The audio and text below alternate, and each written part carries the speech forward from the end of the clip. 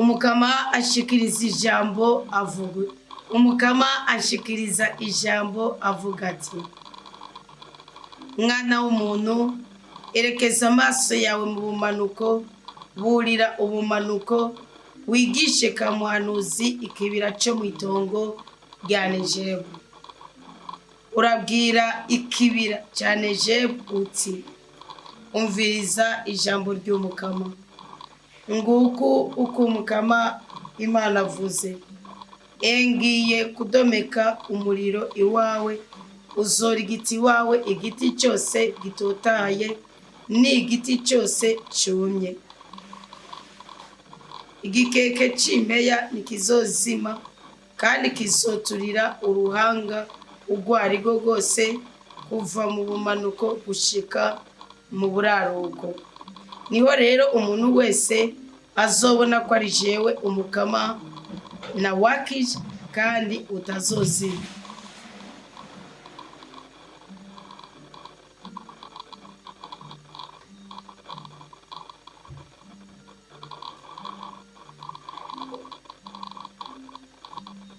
mvuganiha mukamamana mukumvuga bavuga bati ubwo si imigani ariko araca umukama anshikiriza ijambo avuga ati mwana w'umuntu erekeza amaso yawe kuri Yerusalemu uburira ingoro zeranda wigishe kamuhanuzi igihugu cy'Isirayeli urabwira igihugu cy'Isirayeli uti nguku uko umukama avuze ngira ndakugwanye ngiye gukura inkota yanje mu bwubatsi zimanganye iwawe intungane n'umunyakabi kubera ko ngiye kuzimanganya iwawe intungane n'umunyakabi nicyo gituma inkota yanje igiye kuva mu bwubatsi yica umuntu wese kuva mu bumanuko gushika mu buraro niho rero umuntu wese azomenya ko ari jewe umukama nakuye inkota yanje mu bwubatsi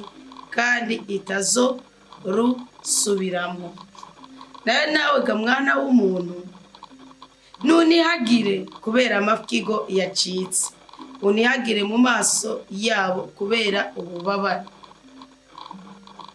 nibakubwira bati ni kuki uriko uranihagira uravuga uti kuko hari inkuru ishitse kubera yo abantu bose bagiye gutekerwa nubwo ibiganza byose bigiye kuregarega imishaha yose igiye kuyama amavi yose aregere ngiyo irashitse kandi igiye kuranguka niriyaze n'umukama Imana umukama ashikiriza ijambo avuga ati mwana w'umuntu igisha kamuhanuzi uravuga uti nguko uko umukama avuze uvuga uti inkota isongoye kandi irakarisha yakarihirijwe gutemagura yacishijwe ku ityazo none ica ibibatsi none ugira ngo tuzohimbagwa inkoni y'umuhungu wanje mwarayigaye mwabitsima yayitanze ngo bayikarishe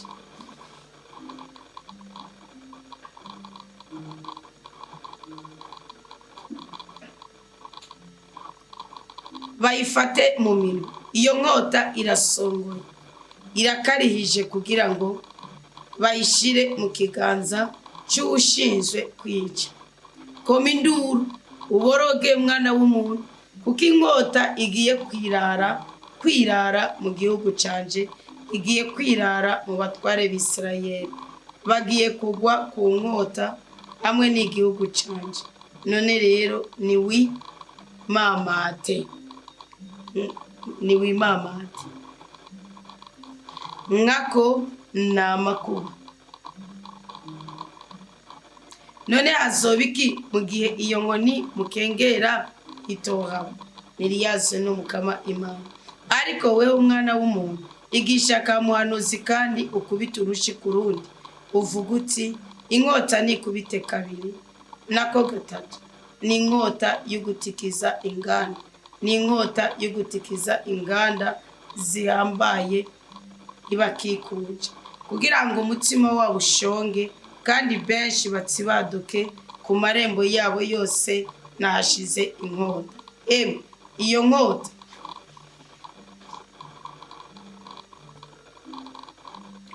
yacuriwe kurabagiza, yakarihijwe ngo itikize inganda. Nuko ari iburyo bwawe, hagarara ugavye ibubamfu, urabe aho utegereza gutera. Na jewe ngiye gukubita urushi ku rundi, meze nimare uburake bwanje. Ni jewe Umukama nabivuze.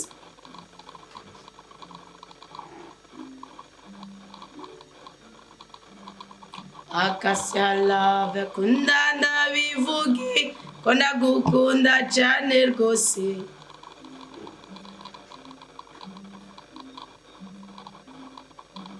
Uri umwami wanje, reka ndabivuge ko ndagukunda cyane rwose.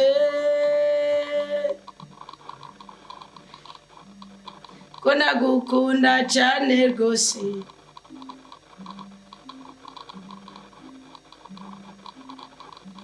Uri umwami wanje,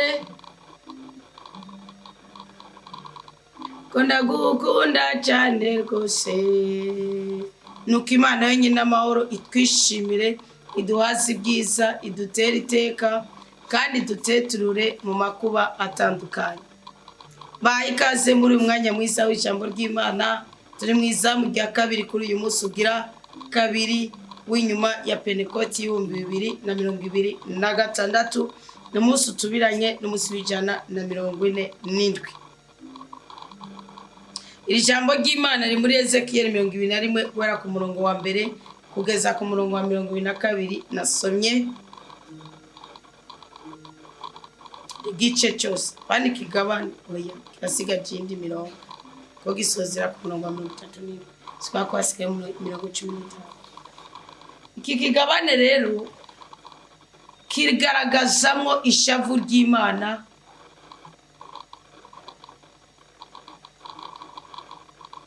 n'ikigiye gukorera Isirayeli yayihemukiye. Ariko Imana yari bishoboye gutera iteza amahano Isirayeli itabanje guca ku muhanuzi ngo imubwire ishavu ifise.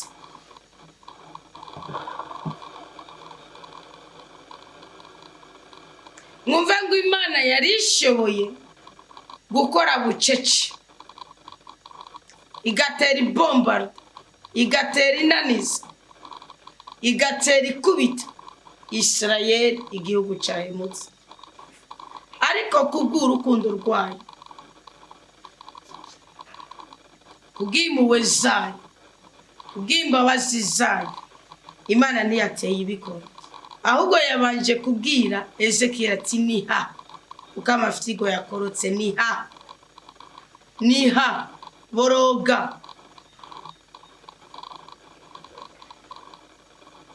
kuko namaze gukura inkota mu bwubatsi. Niha boroga, kuko namaze gukura inkota mu bwubatsi. Niha boroga.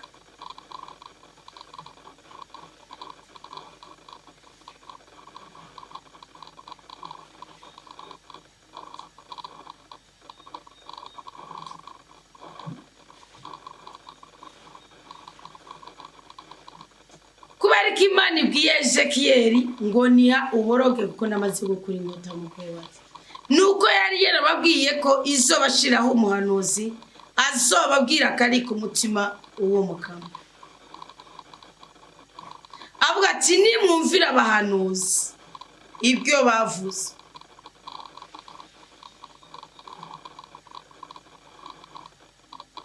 muzokira. Ariko nimutumvira abahanuzi, mwibuke Yesu Kristo agahinda kamere yagize akiri kuri iyi si.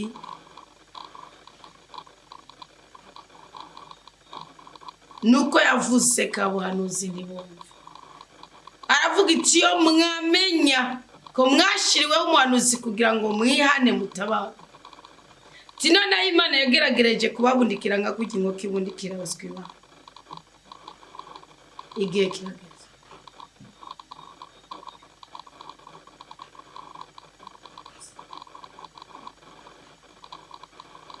Igihe kirageze.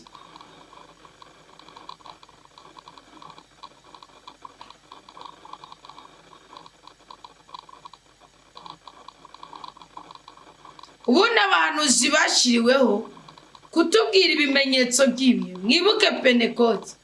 Mutima w'Imana Musa azi kurasoma mu gitabo cy'ibikorwa by'abatumwa 2. Ngo Imana yaravuze ko igiye gushiraho ibimenyetso ku isi byerekana ko mu ijuru ari igitangaza cyahabaye.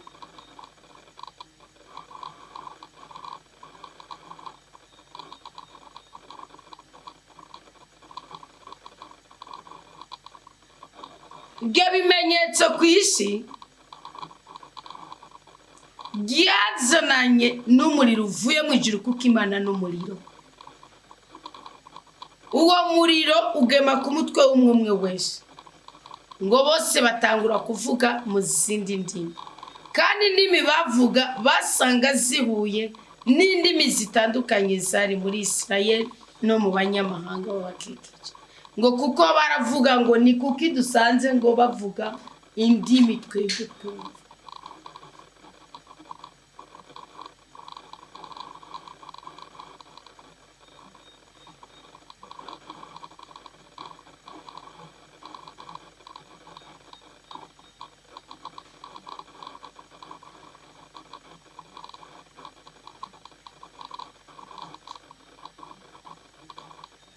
Petero bukeye amaze gufata ijambo yaravuze ngo naho muvuga twaborewe nimurabe turi ku Isaya 3. Atahubwo ibi ni bimwe byari byarahanuwe muri Yoweli. Kwa batama bazohanura, abana bakarota, abatama bakarota, abana bakahanura. Ibi ni byo byari byarahanuwe n'umuhanuzi Yoweli. Ati kandi uzokwambaza izina ry'Imana wese azokira. Bakundwa b'Umukama, impamvu Imana itora umuhanuzi nukugira ngo itabara ubwoko bwayo. N'uburyo bubiri Imana ikora mu gutabara ubwoko bwayo. Ubwa mbere ishobora guteza indoto umuntu w'umukuru, nka kugira yateje indoto Farawo akabura amahoro, kugira ngo Imana ipfishe ubusa imigambi y'abapfumupfumu n'abakonikoni. Maze yamara kurota Imana ikafite umugambi wo kugirane gutungisha kura mu gisuzuguro guhemba Yosefu. Yarafise urukundo kandi yari yizeye Imana. Murazi ko kwizera Imana ari inkingi ya kangahe? Ya gatanu, ya kane. Idufasha kugirane, idufasha kuronka amahirwe y'ikongega imyaka, kongegwa iminsi yo kuba no kuronka kugendana amahoro adasanzwe.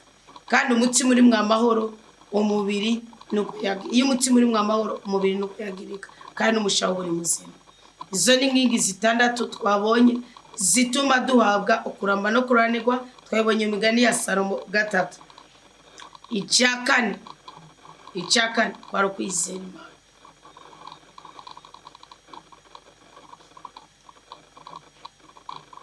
Inzira kabiri Imana icamo ngo itabara igihugu cyayo niyo icyo gihugu kiba cyakoze amakosa ikayineneza. Ya mbere ni indoto.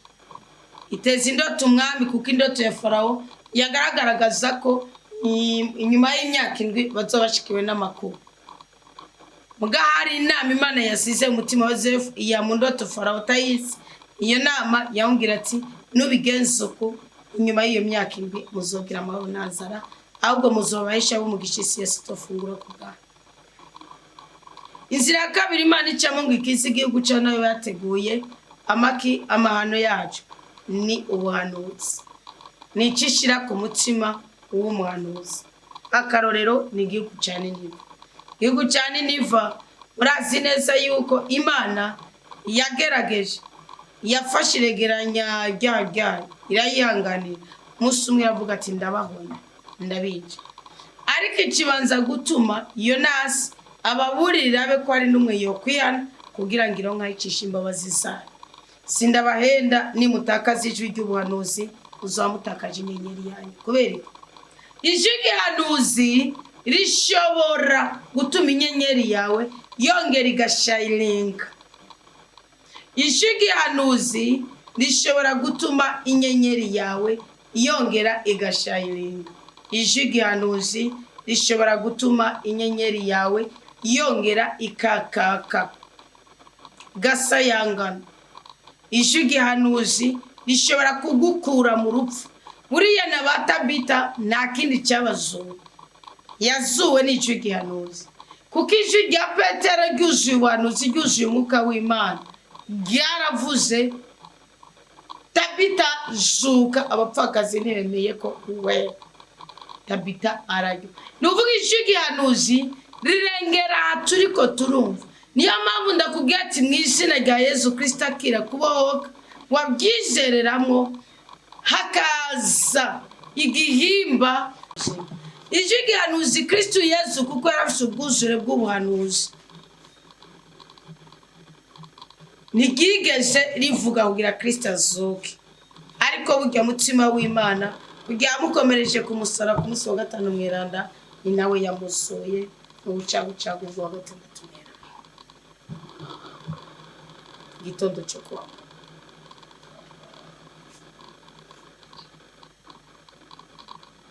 Ijwi ry'ubuhanuzi rigera mu bugumba rikazana urubyaro. Ijwi ry'ubuhanuzi rigera mu bumuga rikazana amagara meza.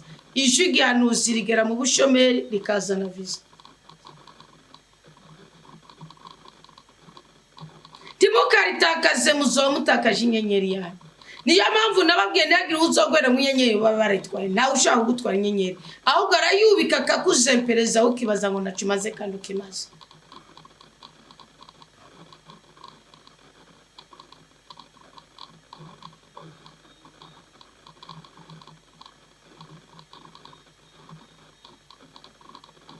Nta muntu ashobora kugutwara inyenyeri ndigiko. Ayitwara ahubwo arayubika kugira ngo abe aragukorera. Nuvuga niba wari kudandaza iruhande yiwe ukisanga rwa rudandazwa rwawe utarukora kubera impamvu z'uko yagunditse ya nyenyeri yawe yayubitseko ikindi kintu miyamuru ibitongero byiwe, nawe ugakomeza ukica ndahiriwe ndanyuzwe kumba rikara kwamagura rikara yoragura. Cyo tuvuga ngo isi ni kosa ukwegagurana n'ingoga na n'ingoga. Ariko ibyo byose ijwi ry'ubuhanuzi ribakunda. Ijwi ry'ubuhanuzi ryazaraye mu kanwa k'Umara rikabwira Yozuwa ati muceceke, webwe muzunguruka inshuro indwi gusa. Inshuro y'indwi muce muzunguruka izindi inshuro indwi. Muce muvuza indoro, abakiri urumbe murabe. Ijwi ry'ubuhanuzi risituriki kubera kubaha ijwi ry'ubuhanuzi bisitura impome za Yeriko. Ijwi ry'ubuhanuzi ryaraciye muri Heri atasenganye na Ana, riciye muri Heri icyabaye n'igi. Heri arabwira Ana ngo genda umwaka ngo uzoze ugira Ana uzoze gushimira Imana kuko yaguhaye ibyo wayisabye. Iryo joro Ana asama inda ya Samuel, amaze imyaka n'imyaka akebakeba imbere iruhande ya Elokana. Ni yamano nishimye. Ijwi ry'ubuhanuzi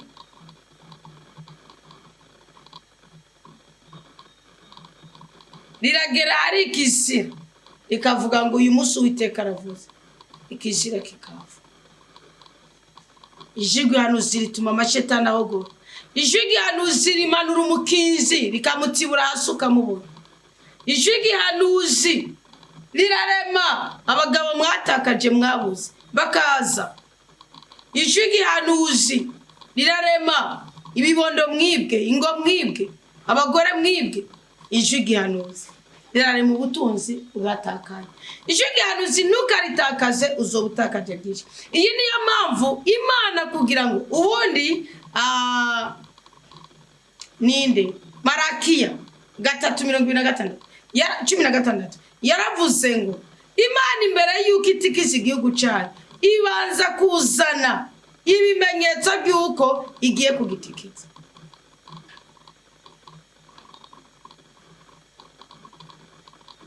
Imana imbere y'uko itikiza igihugu cyayo ibanza kuzana ibimenyetso ikavuga ngiye gukora.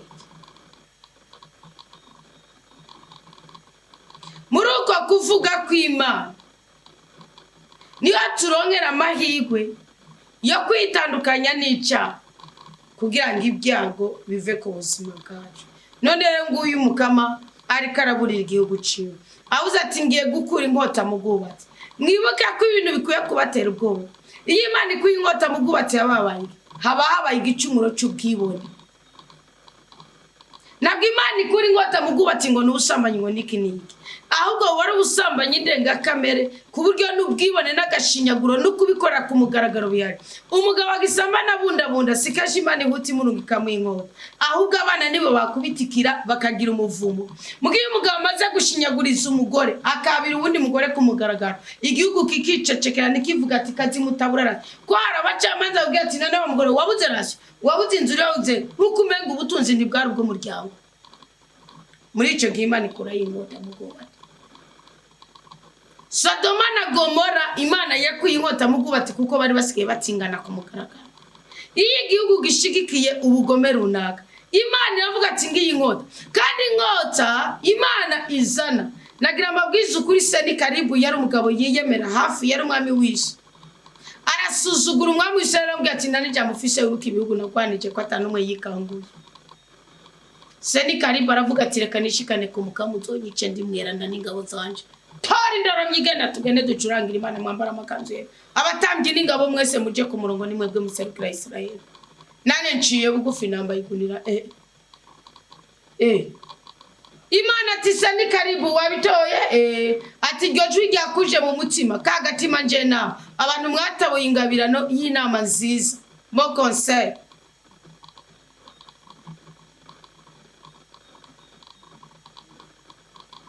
Abantu mwaco ingabirano y'inama nziza mukomere kwibuka. Aravuga ati nta kindi gisigaye kangwa mu maboko y'Imana. Imana yaravuze ko itatugwanira ataco dutsindishiriza. Nanye ndabona Senikeribu nizo ngabo ziwe nibyo biki. Mugi Imana iriweza Senikeribu kuko arabami bateye Israeli. Imana ntiyabana ngakurikira. Aravuga ati ngira ngo wane kwera ubwibone bwa. Ubwibone nico cyakiri hagati y'ijuru n'isi. Nico cyaki maze kubera mu ijuru kandi kiraha. Imana iramuhana. Yamuhanishije abahungu biwe babiri barazoba mukubita inkoshe mu mutwe arawe agwa imbere y'ikigirwamana ciwe yaragiye kugipfukamira ngo agisenga. Kandi ntiyabanje kumuhanishije yabanje kumukura kw'ingabo, arabanza yica ingabo. Iyo mubona igihugu kijya gutera kikaza cyatsinzwe muzomenye ko Imana gikuye kwa maboko kigisa abasenzi kikaba kiri mukuri gisa ubutungane mbara y'ukuri kwibyo bintu Imana itembera ko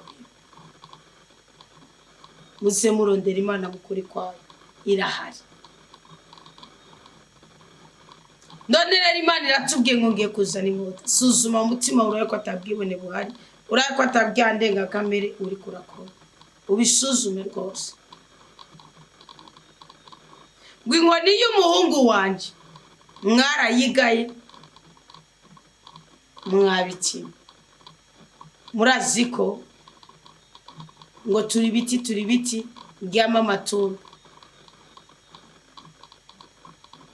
Kristo niwe giti niwe muzabibu natwe turamasha. Ngo ariko inkoni y'umuhungu we twarayigaye.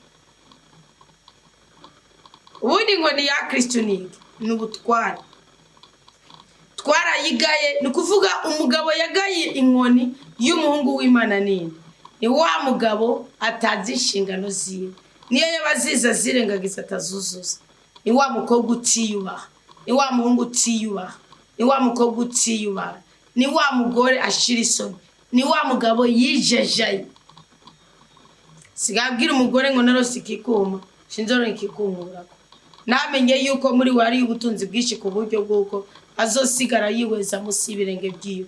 Dawudi ni wazi kubivuga ngo Edomu ngo ameze ngo ngo nk'umubehe nogerezamwo inkweto ishirenge byaje nk'utu mugere nk'uko ngacoma nk'icomukira Voilà, valeur. Timukagaye inkoni y'umuhungu witeka ko niwe mwami niwe mukisha niwe mucumuzi. Nimukagaye ubutware bwiwe reka ijambo ryiwe ribe muri twebwe rigwiriye rwose ibisigaye by'igifaransa n'amashuri twize n'amafaranga dufise tubishire hasi gatoyi tureke kubwirata kuko birahera n'umuyaga urabigurura. Namye mvugana abantu bazi kwitwara kubera babagiriye nabi. Mbega iyo umurima wawe watwawe n'imvura naho witwarirana.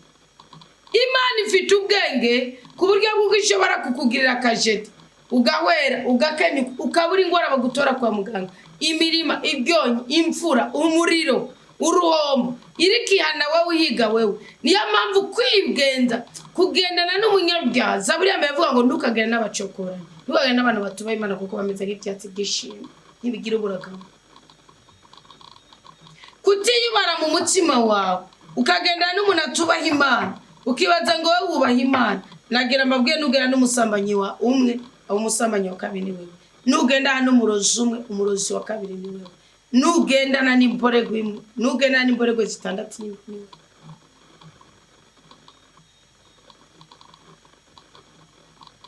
Wiyubare kuko muri wowe hari amasaka n'amasakaramentu. Wiyubare kuko muri wowe harimo ibyiza n'ibyiringiro.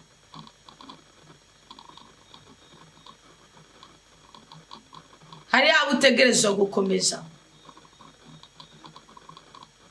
Wiyubare. Kandi ibyo byose kuba ariko Imana ituzane ubuhanuzi. Ubuhanuzi bw'Anasi bwaje buteye ubwoba ariko umwami wa Niniva aravuga ati ko numvise icyo gitangaza cya Yonasi avuye mu nda y'urufu ariko rumurutse mukabibona. Reka duce bugufi dusabe ikikungu Imana ya Israel. Ndazi kwikunda icyubahiro igakunda n'amashikano aca atangaza kwisonzesha kuri Israel n'umucuko n'igitungo n'umugore yose ngo turako Imana tugire ikikongera bagira ikikongo ariyo yari yavuze ati hasigaye iminsi 40 gusa nk'abadiye. None rero iyi ni mburi y'Imana twirukane ubwibone muri twebwe twirukane ukwijajera muri twebwe twirukane ugusuzugura itegeko ry'Uwiteka muri twebwe twihuse n'ubutware bwanye n'ijambo twihuse n'ubushobozi bwa mushobora byose bisigaye tureke Imana ikorere muri twebwe muri ayo bw'Imana itugirira kuko ngo Imana iduhiza imburi kugira ngo imitima yacu ishonge kandi abantu benshi batsibaduke ku marembo yabo babone ko ari inkota y'Uwiteka bahize batinya Uwiteka. Imana ikunda icyubahiro. Iyi minsi tugiye kubamwo muharanire icyubahiro cy'umukama ku kiganza muri twebwe twese. Muharanire ko ubwiza bw'Imana butavogerwa. Muharanire ko icyubahiro cy'Imana kitavogerwa. Muharanire ko ubutware bwa mushobora byose butwarira muri twebwe. Ese impuhwe z'Imana zitokwigera zituvirira. Ese urukundo rw'Imana rutokwigera ruba kure yacu. Bakundwa umukama Isaya sace ndabizi neza ko mwaji gusaba Imana ibakiza bibateye ubwoba bakiza ibanami zaba ingwara yaba imibabaro kaba gacinyizo byaba isuzuguro yaba inunu bwabo bugomba cyaba icangiro byaba byanagutakiye ariko ibyo byose biza mu rwego rw'imivumo biza mu rwego rw'ibyago biza mu rwego rw'imikoshi biza mu rwego byo gutakazirizwa byo gutakaza icyizere mu buzima.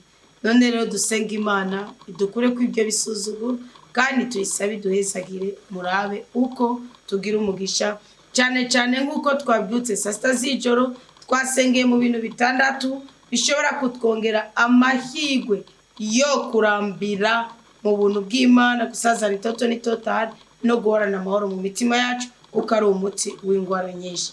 Twabikuye twabyexwase Megani ya Salomo 3 twabonye ko Imana mushobora byose ubwiriza kugira ubuntu no kuri wabonye ko ubuntu no kuri bitavana. Ubwa kabiri ya Salomo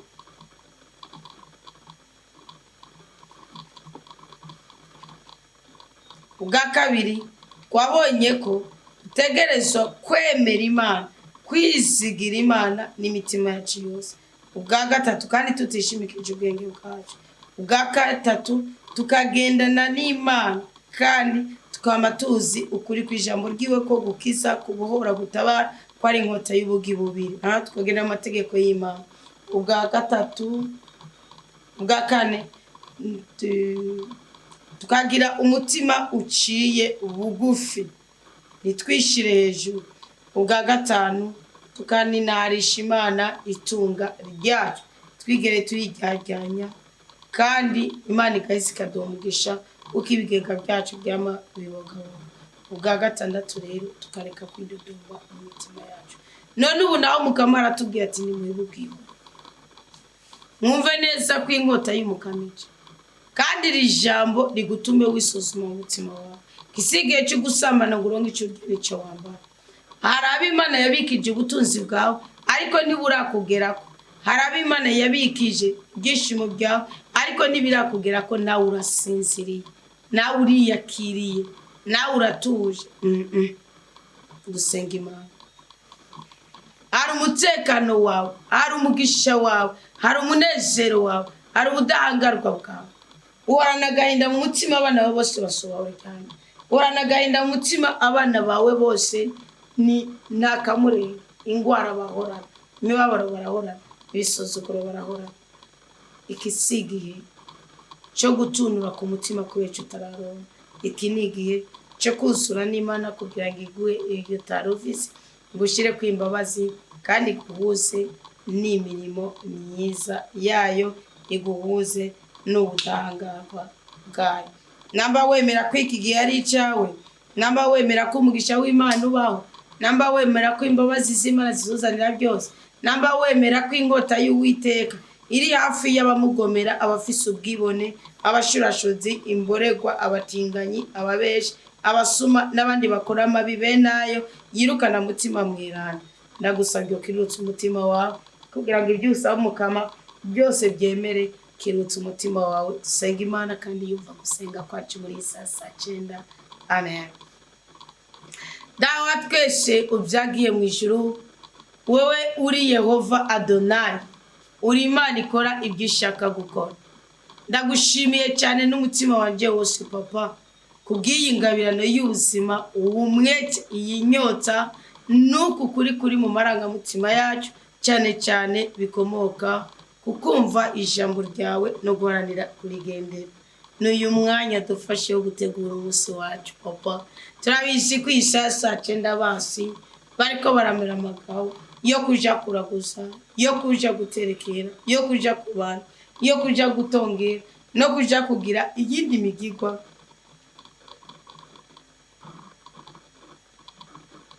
ishobora kubabaza ubuzima bwacu.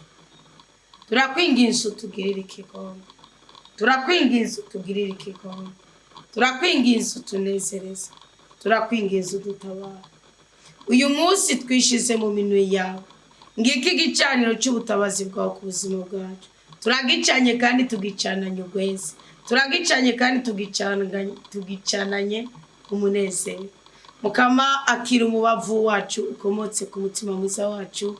Twarakwemereye ko nutuha ubutubuzi tutazigera dusubira kugeragenya kimwe muri cyo, kuko twasanze bizana imivumo mu migisha yacu. Twarakwemereye ko nutwambika tuzokwambika abandi, tukemera ko nutugaburira tuzogaburira abandi.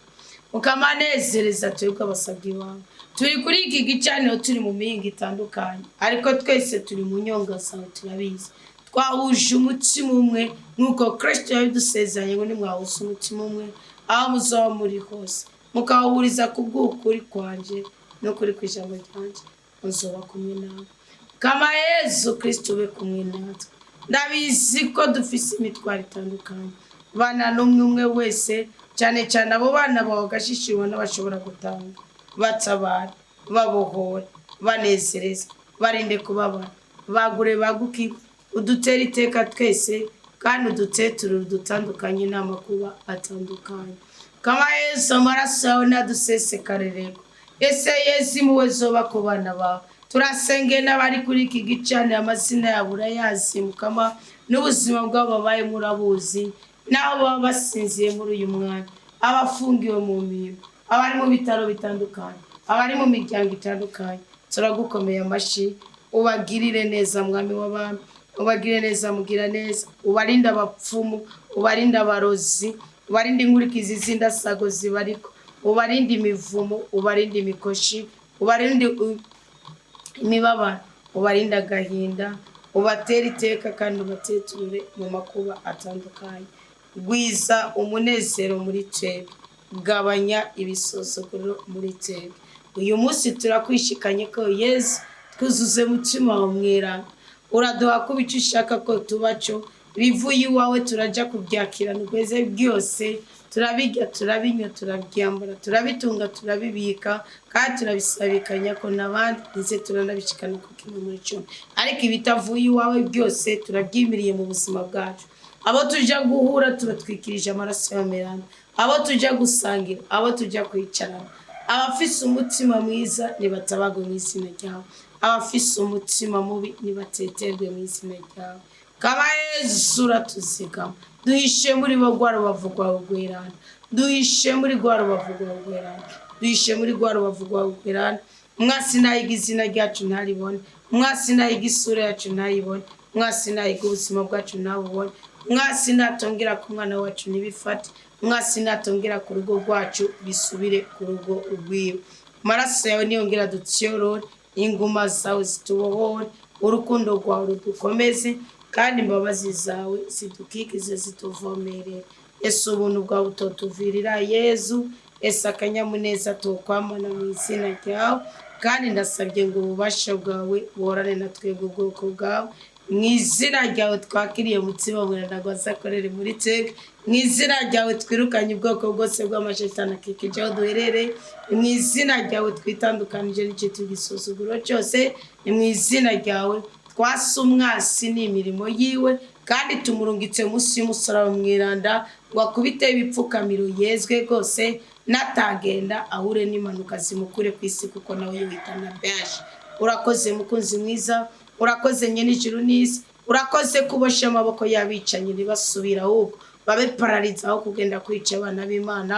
Urakoze kuzinze umwuka wari mu bana ukabateza ubushirashozi, urakoze kumaza inyota bariko baragusaba ngo batandukane n'akabari kuko kabateza ibisuzuguro, ubukene n'ubutindi. Urakoze kubosha icankiro cyawe muri twebwe igikundiro, urakigomorokije kuri twebwe.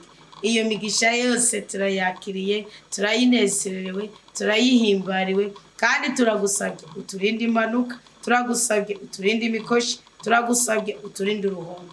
Hezagira imirimo y'abana bawe, hezagira imirimo y'amaboko y'abana bawe, hezagira urudandazo rwabo, hezagira urubyaro rwabo, hezagira ibitungwa byabo, hezagira imirima yabo, hezagira umwimbu wabo, hezagira uruhanga rwacu, hezagira ibiganza byacu, ukamudukorera igitangaza uyu munsi bigaragare ko twabyutse mu isezerano ryawe. Mu izina rya Yesu Kristo nakiriye ibyiza byose tugabaniye muri iri sengesho, mwakira umutima uciye bugufi dukuye muri iri sengesho, mwawubyagiza muri twebwe kandi nkizera ko Imana igiye kudukorera ibitangaza. Amina.